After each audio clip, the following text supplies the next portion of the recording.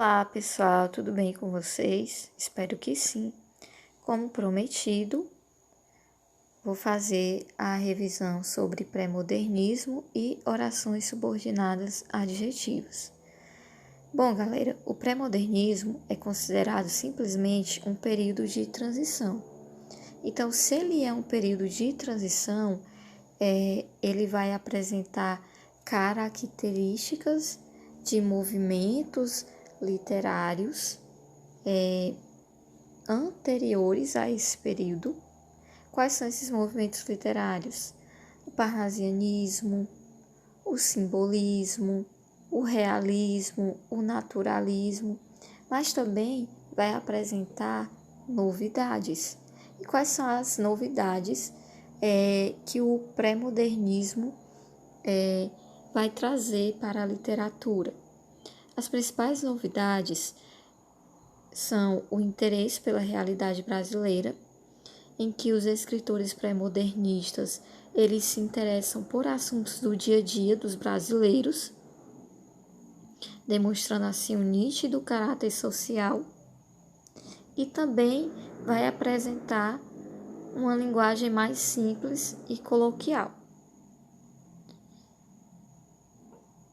Sobre o contexto histórico, é importante ressaltar com vocês que na Europa estava ocorrendo aí a preparação para a Primeira Guerra Mundial, e aqui no Brasil estávamos vivendo aí a República, certo? O período republicano, chamado de política do café com leite. E esse período é um período com muitos contrastes sociais. É um período em que o nosso país também recebeu um contingente grande de imigrantes, principalmente imigrantes italianos, e esses imigrantes italianos trouxeram ideias anarquistas. Essas ideias anarquistas acabaram favorecendo o aparecimento de greves, de crises políticas, de formação de sindicatos, certo? E também vale mencionar aí a questão do ciclo da borracha e das revoltas sociais, como por exemplo de Canudos, da Vacina e da Chibata. Essas revoltas sociais vocês veem, né, com propriedade na disciplina de História. O contexto histórico é mesmo apenas para nortear, né, o cenário literário em si, dentro da história. Gente, também não podemos deixar de ver as principais características do pré-modernismo. Uma característica bem peculiar a esse período é a preocupação e a denúncia social. Como assim? Gente, as obras pré-modernistas, como eu já falei, elas apresentam um acentuado caráter social. Isso significa dizer que essa literatura ela está preocupada em abordar tanto problemas sociais como problemas políticos. Então, quais os problemas sociais que foram abordados? A questão do preconceito racial, a questão da discriminação social, a questão da guerra, certo?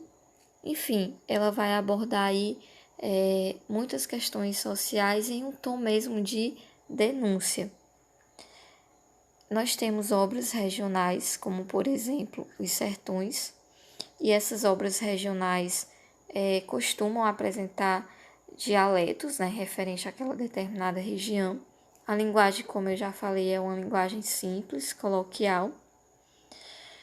E vale frisar com vocês que a classe social abordada nessas obras é a classe marginalizada, ou seja, a classe social menos favorecida, como, por exemplo, funcionários públicos, aposentados, certo?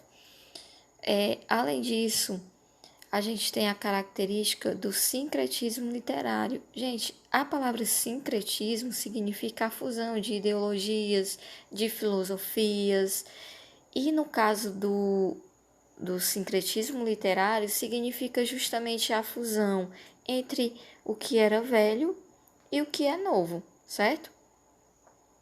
Os romances, eles apresentam um nítido engajamento sociopolítico, como eu já falei anteriormente. Os escritores pré-modernistas, eles vão denunciar os principais problemas sociais da sociedade brasileira, seja sob um ponto de vista social ou sob um ponto de vista político. As obras pré-modernistas também apresentam aí um claro interesse na realidade brasileira, também características que já mencionei para vocês. E, além disso, muitas obras, né?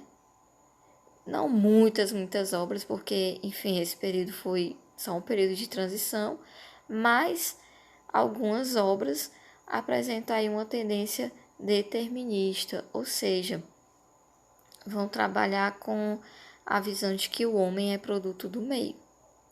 Como marca inicial, nós temos aí a publicação em 1902 de duas obras, Os Sertões, de Euclides da Cunha, e Canaã, de Graça Aranha.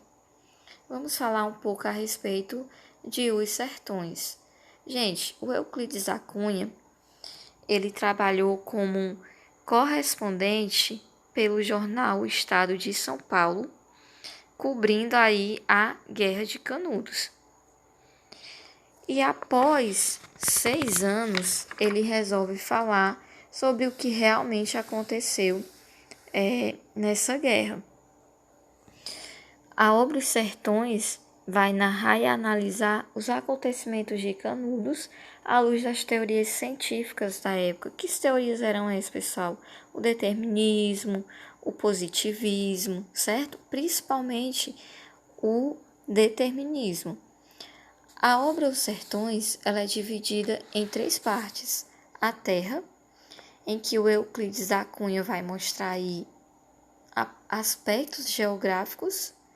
Gente, sempre utilizando aí o determinismo, como vocês podem observar, o determinismo geográfico.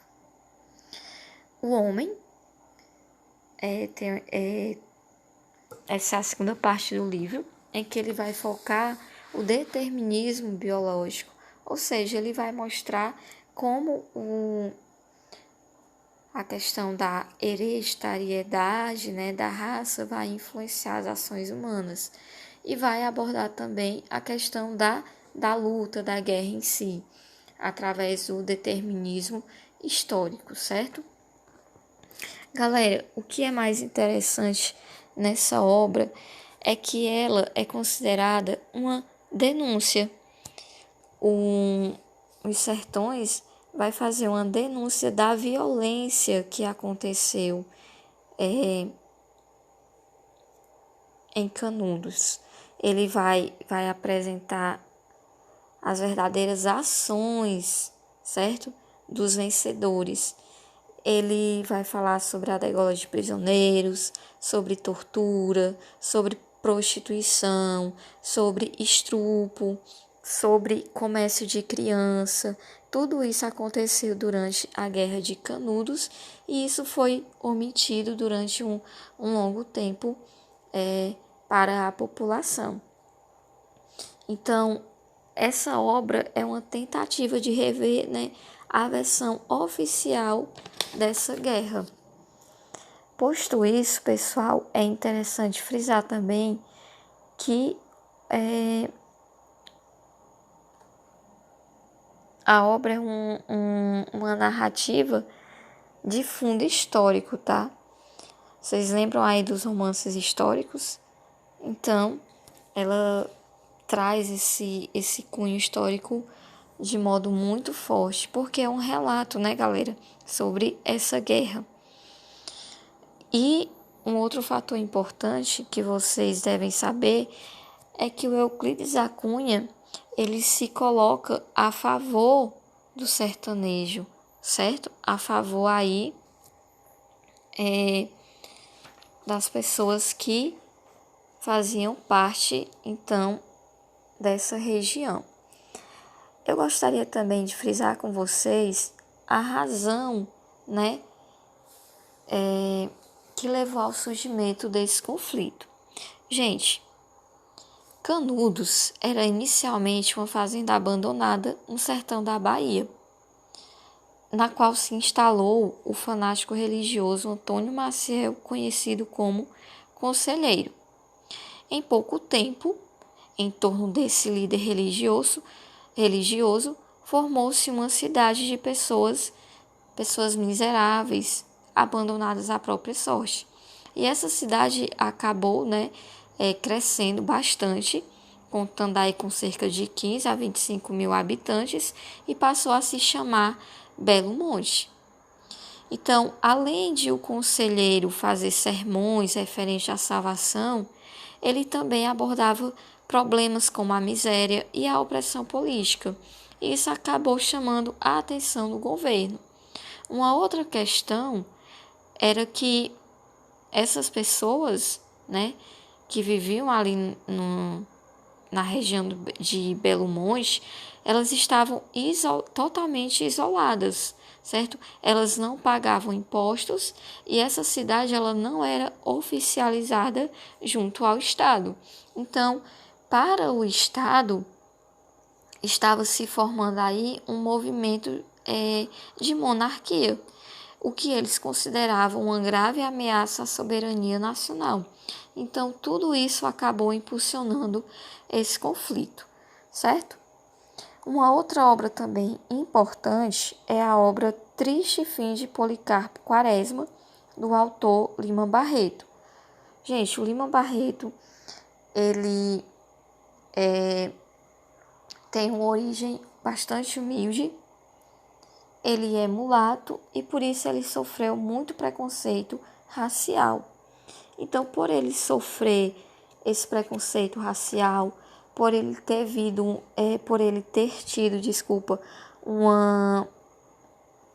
uma vida financeira difícil, ele acaba se tornando um escritor bastante crítico, certo? E aí ele vai lutar tanto contra o preconceito, tá? E contra a discriminação de forma bastante intensa. Fazendo um resumo da obra Triste Fim de Policarpo Quaresma, a gente consegue perceber que ele faz uma crítica ao nacionalismo exagerado, certo? Essa obra, ela praticamente também é dividida em 3 momentos. O primeiro momento é quando o Policarpo, ele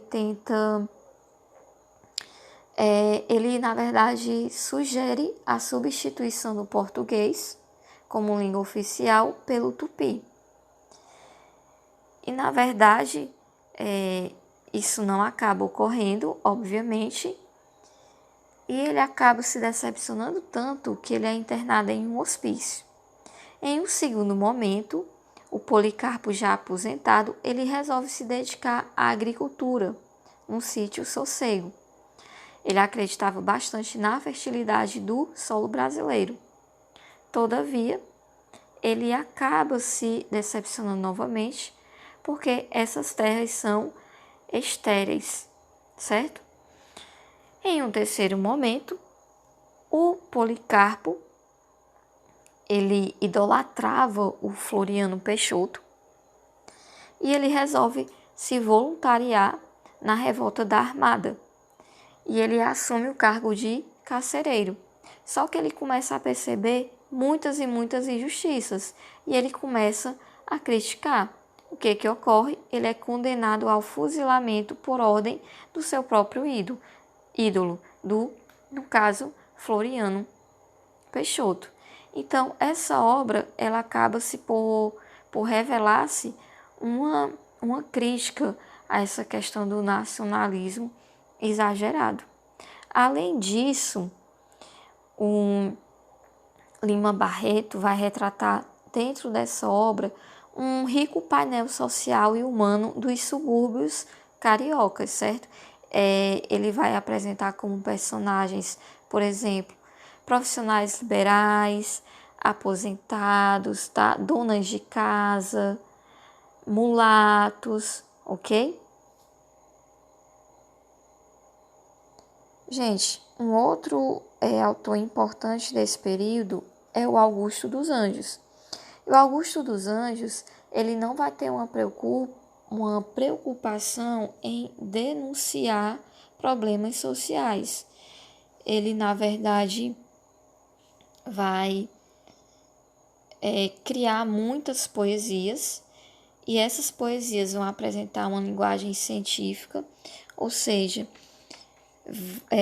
ele vai utilizar muitos termos voltados aí para a área científica, certo? Além disso, a poesia é considerada uma poesia antipoética, pessoal. Por quê? Porque ele traz palavras que não são, digamos assim, peculiares ao universo de uma poesia. Como, por exemplo, ele utiliza expressões como vísceras, certo? Utiliza expressões como carbono, amoníaco, verme, carnificinas. Então, todas essas palavras, elas têm um caráter antilírico, por isso que a poesia é considerada antipoética, porque são palavras que não são usuais nas poesias, ok? Além disso, ele é um autor bastante pessimista. Ele apresenta um rigor formal parnasiano, ou seja, ele se preocupa muito com a questão da rima, com a questão da métrica, mas ele também traz características do naturalismo e também traz características do simbolismo. Então, ele é um autor que apresenta aí uma mescla, né, de várias características de muitas escolas. Outros autores importantes também é o Graça Aranha e o Monteiro Lobato. Não vamos traçar aqui comentários sobre eles, até porque os mais importantes são esses três que eu já mencionei para vocês. Um outro detalhe a respeito aqui do Augusto dos Anjos é que ele tem apenas uma única obra, pessoal, intitulada Eu, tá certo? Gente, eu tenho aqui duas questões. A primeira questão, ela apresenta um trecho da obra Triste Fim de Policarpo Quaresma, e ela pergunta o seguinte, ó: este fragmento de Triste Fim de Policarpo Quaresma ilustra uma das características mais marcantes do pré-modernismo, que é, galera, a característica mais marcante do pré-modernismo é o desejo de compreender a complexa realidade nacional. Vocês lembram que essa é uma novidade que o pré-modernismo trouxe? É essa necessidade de falar sobre a realidade do nosso país. E aí temos uma outra questão sobre a poesia do Augusto dos Anjos. Como eu já falei, a poesia do Augusto dos Anjos, ela é uma poesia, galera, que vai apresentar características aí tanto do simbolismo quanto do naturalismo, certo? E aí, por apresentar essa mistura, né, de características, a gente vai ter como item correto dessa questão.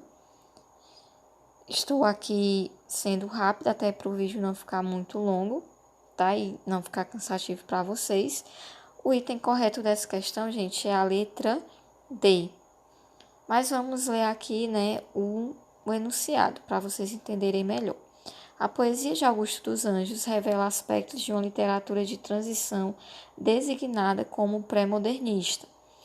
Com relação à poética e abordagem temática presentes no soneto, identificam-se marcas dessa literatura de transição como a manutenção de elementos formais vinculados à estética do parnasianismo e do simbolismo, ou seja, essa poesia apresenta características parnasianas e simbolistas, e tudo isso relacionado aí a uma dimensão, de inovação no que diz respeito à expressividade poética e o desconcerto existencial. Gabarito letra D. Ainda sobre a nossa revisão para a prova, nós vamos focar agora nas orações subordinadas adjetivas.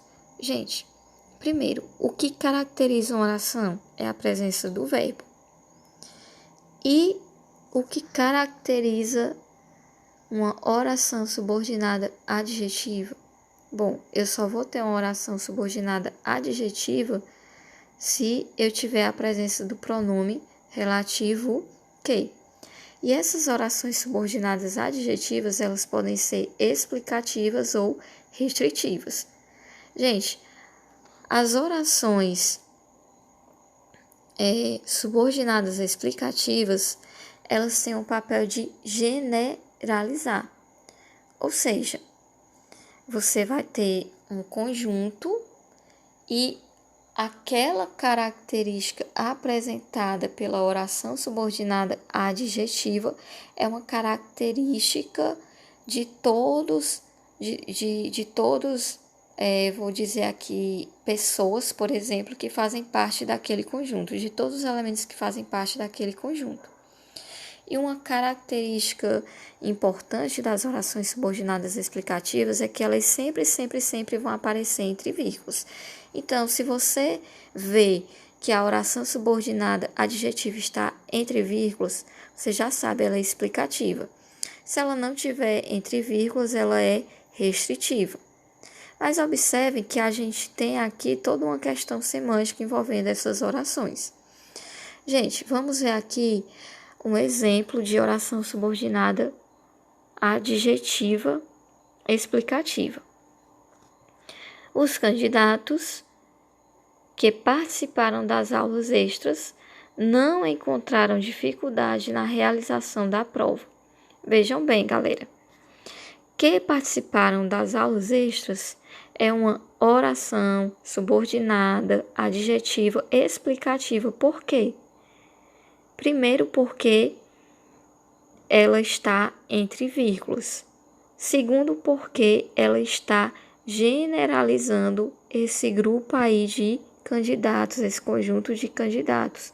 Ora, galera, na verdade, todos os candidatos participaram dessas aulas extras e por isso eles não tiveram dificuldade na realização da prova. Agora, observe, quando eu tiro a vírgula dessa oração subordinada adjetiva, ela vai se transformar automaticamente em uma oração subordinada adjetiva restritiva. Então, observe, a presença da vírgula torna a oração explicativa e a ausência da vírgula torna essa oração restritiva. Se ela é restritiva, ela vai limitar esse conjunto, tá? Então, observem, quando eu tirar a vírgula, eu modifico o sentido. No exemplo aqui, olha, da oração subordinada restritiva, eu tenho o seguinte: os candidatos que participaram das aulas extras não encontraram dificuldade na realização da prova. Gente, é o mesmo exemplo anterior, só que o sentido foi modificado. Como eu tirei aqui a vírgula, vejam que participaram das aulas extras continua sendo a minha oração subordinada adjetiva, só que agora sem as vírgulas. Se eu tirei a vírgula, eu limitei, eu restringi o sentido aqui de candidatos. Agora, não são mais todos os candidatos, são desse universo de candidatos, somente alguns participaram das aulas extras e os candidatos que participaram dessas aulas não encontraram dificuldade na realização da prova. Significa que os que não participaram encontraram diversas dificuldades, certo? E aí, para finalizar a nossa aula, eu coloquei aqui a distinção de pronome relativo para conjunção integrante. Gente, o pronome relativo sempre vai retomar um nome, sempre vai retomar um substantivo. Por exemplo, os homens tornam a vida difícil ou impossível para os animais que deles dependem. Observem que esse que é um pronome relativo porque está retomando a palavra animais. Além disso, o que pode ser substituído pelo pronome relativo correspondente, o qual, no caso, ficaria no plural, os quais, os animais, os quais deles dependem. Já a conjunção integrante, pessoal, vai ter como antecedente um verbo. Exemplo, esperamos que você aprenda português. Além disso, vocês vão poder fazer a substituição do que, no caso, não apenas do que, você vai substituir toda a oração iniciada aí pela palavra que você aprenda português, você vai substituir essa oração pela palavra isso. Então, se você consegue substituir toda a oração pela palavra isso, esse que é uma conjunção integrante. Lembrando que a conjunção integrante, ela vai, introduzir quais orações? As orações subordinadas substantivas, ok? Então, espero que vocês tenham entendido. Qualquer dúvida, me procurem.